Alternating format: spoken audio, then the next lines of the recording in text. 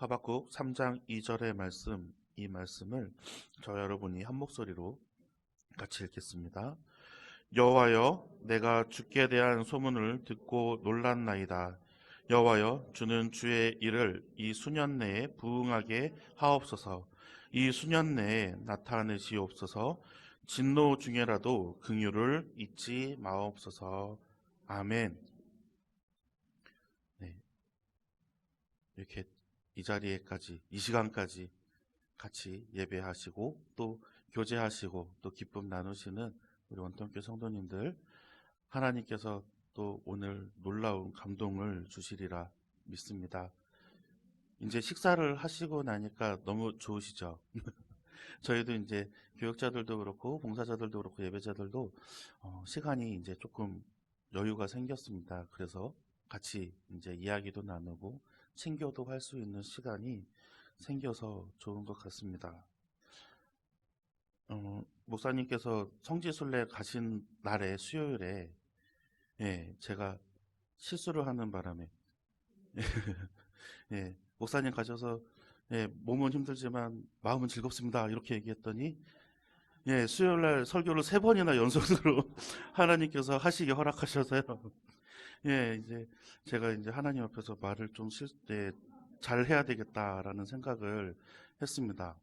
근데 또 제가 작년에 설교한 중에 정말 저도 모르게 나왔던 이야기들, 정말 제가 꿈꾸고 있는 꿈이 현실이 되리라 믿습니다 라고 여러분에게 말씀했던 적이 있습니다.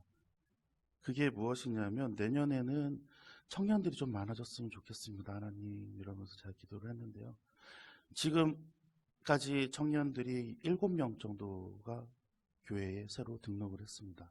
그리고 지금 봉사하고 있는 청년들도 있습니다. 얼마나 감사한 일인지 몰라요.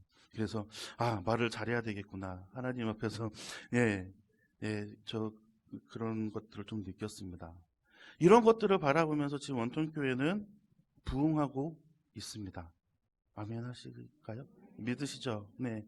변화된 모습들이 지금 너무 많이 보이고 있습니다.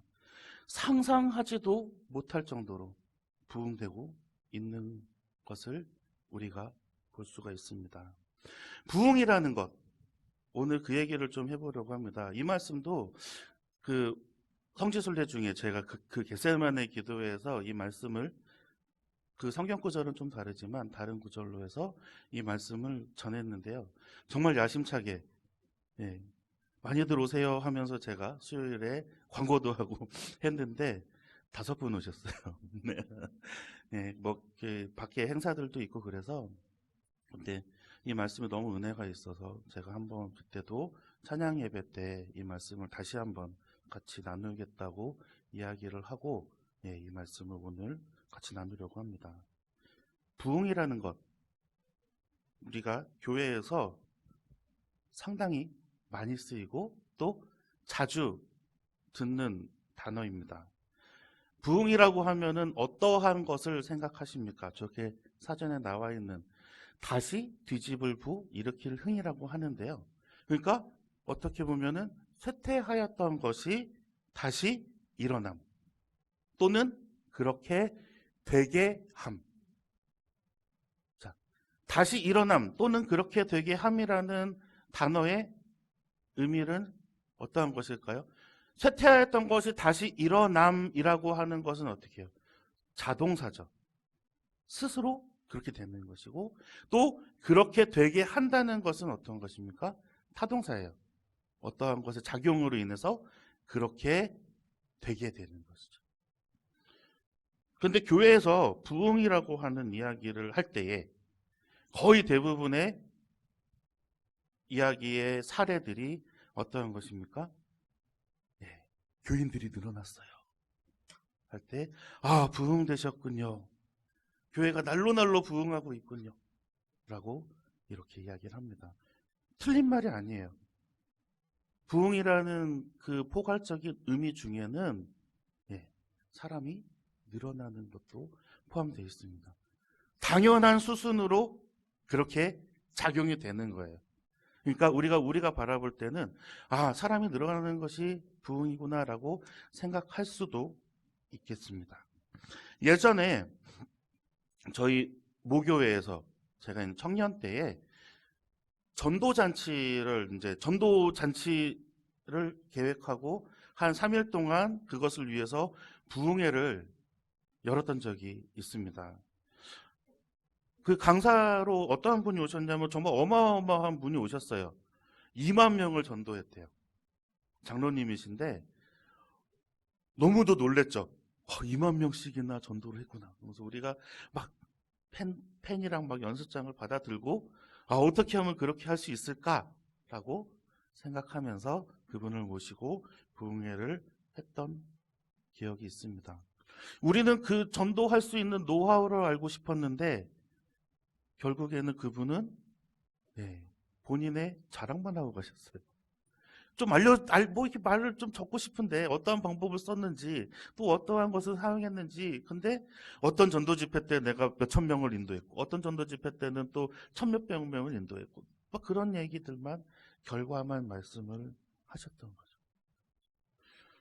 그런데도 다른 분들은 와 하시더라고요.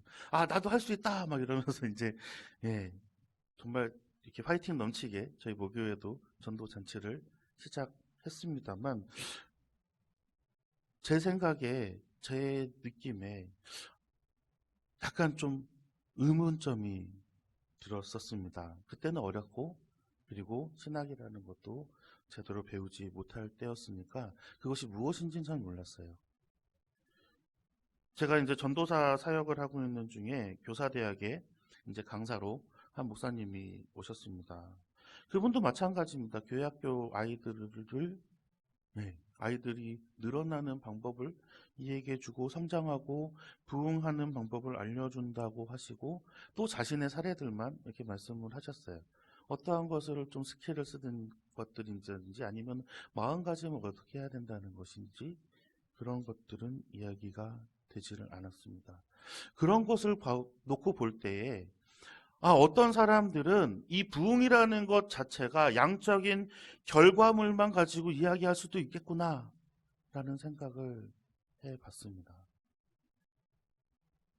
그냥 단순히 숫자만 들어가서 이런 결과만 얻었다라고 하는 것에도 이렇게 뿌듯하게 할 수 있을 텐데 오늘 우리 원통교회를 제가 오늘 원통교회 자랑하려고 이 말씀을 한 거예요.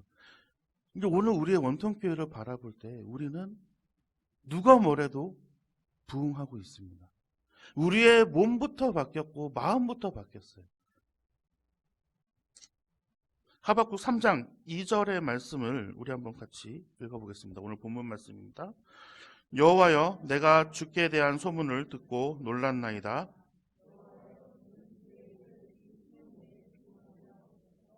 이 수년 내에 나타내시옵소서. 진노 중에라도 긍휼을 잊지 마옵소서. 아멘. 이 말씀은 다 들어보신 말씀이죠. 예수전도단 1997년 앨범에 부흥이라는 곡에 이 나레이션으로 들어가 있는 노래예요. 이 나레이션이 끝나고 나면 우리가 이제 찬양을 하죠. 이 땅의 황무함을 보소서 하늘의 하나님. 근데 그때는 우리가 막 무엇이 부흥인지도 모른 채 어떠한 것이 부흥인지도 모른 채 정말 하나님을 믿는 사람들이 많았으면 좋겠다라고 우리가 고백하면서 찬양을 불렀던 기억이 있습니다. 하지만 하박국 선지자가 이 부흥을 부르짖고 난 후에 이 수년 내에 나타내시옵소서라고 말하고 난 뒤에 진노 중에라도 라고 이야기합니다. 진노 중에라도 여호와의 진노 중에라도 하나님의 긍휼을 잊지 마시고 다시 부흥케 하옵소서. 하박국이 얘기하는 이 부흥이라는 것은 늘어남이 아니에요. 양적인 그러한 번영이 아니에요. 회복이라는 것이죠. 회복. 우리는 양적인 부흥 이전에 회복이 먼저 일어나야 한다는 것을 알아야 합니다. 교회를 회복해 하옵소서. 오늘 하박국이 외치고 있는 이 말씀을 다시 이야기하면 주님의 일을 회복해 하옵소서라고 이야기를 하는 거예요. 회복시켜 주시옵소서. 쇠퇴하였던 우리를, 다시 넘어져 있는 우리를, 일어설 수 없는 우리를 다시 일으켜 세워 주시옵소서라고 이야기하는 거예요. 우린 넘어져요. 안 넘어지는 사람 없습니다. 사단이 역사하고 마귀가 간계를 부리면 우리는 어쩔 수 없이 넘어지게 되어 있어요. 첫 번째로 우리는 넘어져 있다는 것을 우리가 인정해야 돼요. 우린 넘어졌어요. 하나님, 우리가 넘어졌어요. 이제 일어날 수가 없어요. 뒤집어서 다시 일으켜 세워주셔야만 우리가 이제 걸을 수 있습니다. 뛸 수 있습니다. 그런데 대부분의 사람들은요, 자신이 넘어져 있다는 것을 몰라요. 자신이 쇠퇴해져 있다는 것을 몰라요. 그렇기 때문에 내가 정상인데 왜 사람들이 안 늘까? 라고 생각하는 거죠. 내가 정상인데 내가 복음을 전하는데 왜 사람들이 그 복음을 받아들이지 못할까? 라고 생각하는 거죠. 그런데 우리가 넘어져 있음을 시인하고 성령님의 도우심을 간구하는 오늘 하박국의 말씀처럼 성령님께서 우리와 함께 하시고 회복해 하옵소서라는 그 말씀에 믿고 우리가 따라간다 하면 우린 일어날 수가 있어요. 그때부터 부흥이 시작되는 거예요. 내 마음이 달라지거든요. 시선이 달라지거든요. 일어서서 보는 그 시야가 달라질 수가 있거든요. 이사야 40장 30절과 31절의 말씀입니다. 한번 같이 읽어보겠습니다.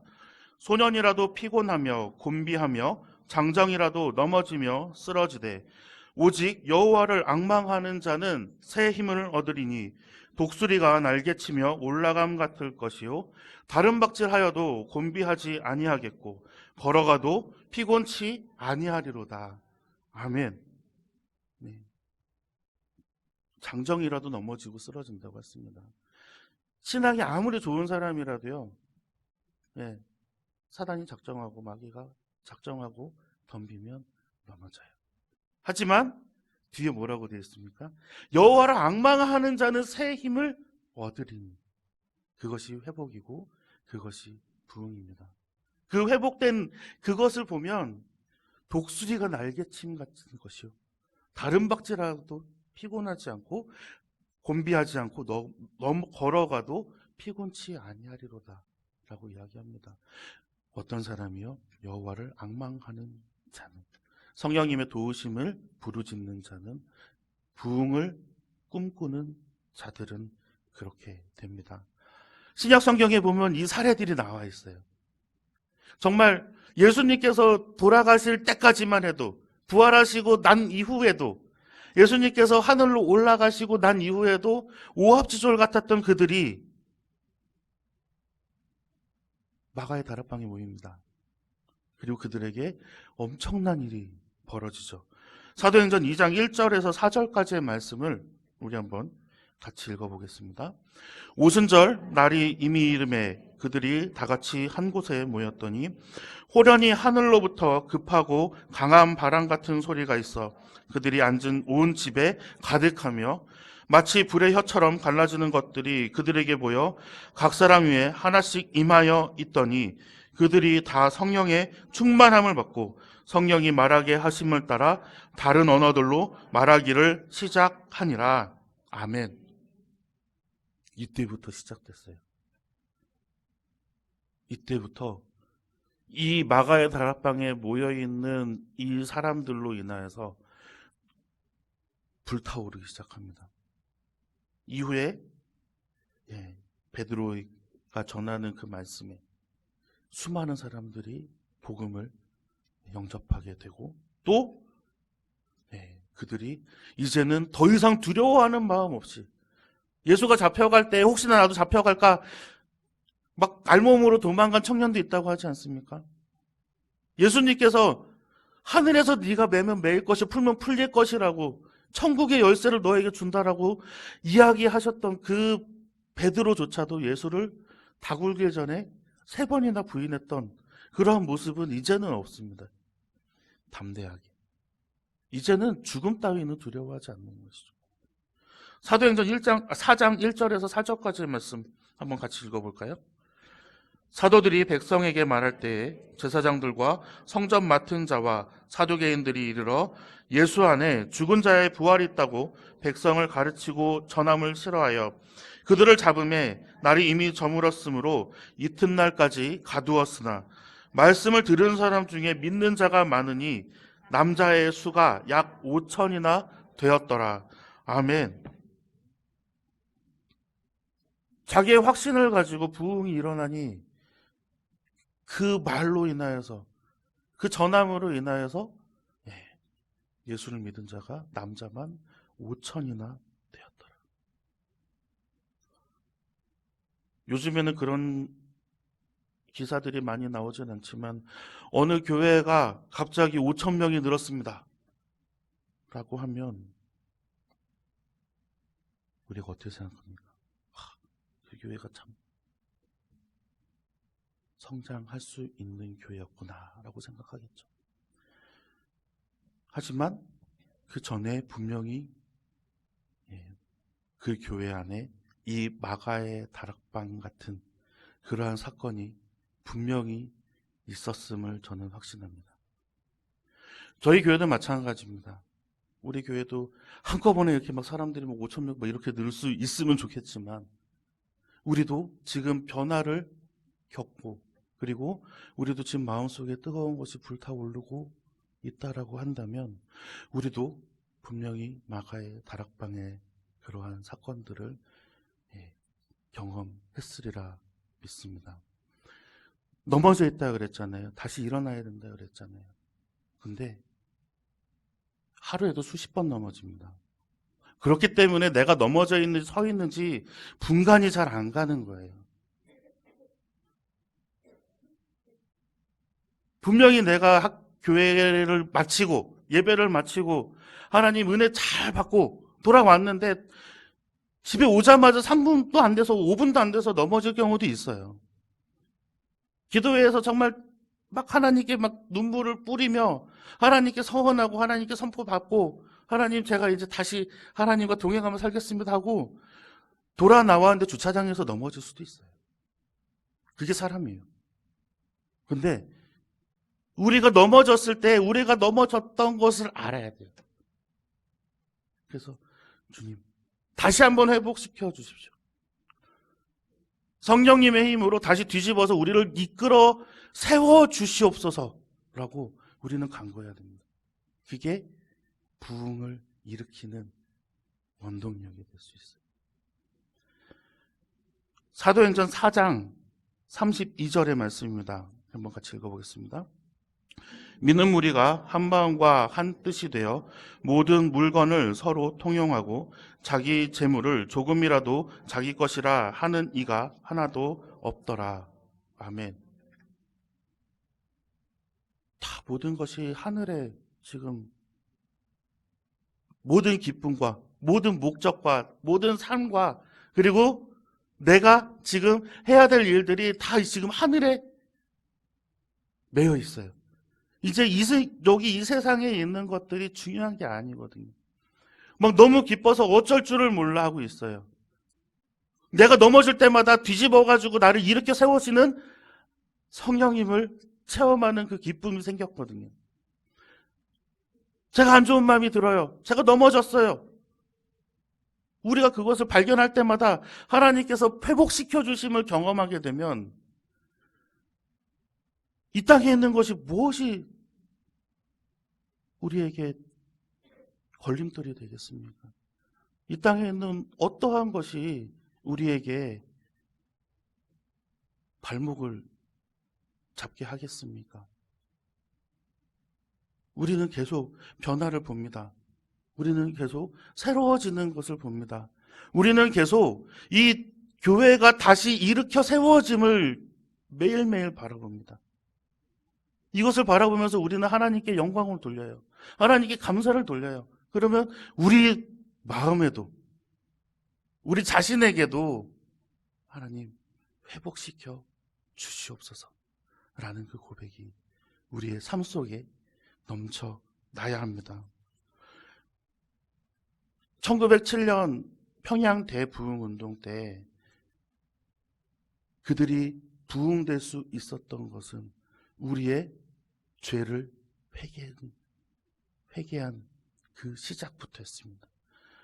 많은 사람들이 자신의 죄를 고백하고 자복하고 그 앞에서 엎드려지면서 이제 다시 일으켜 세우심을 그들은 경험했기 때문에 우리도 이제 다시 일어섰습니다.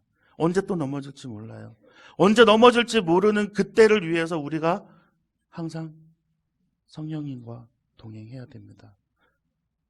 넘어지면 바로 주님 회복시켜 주시옵소서.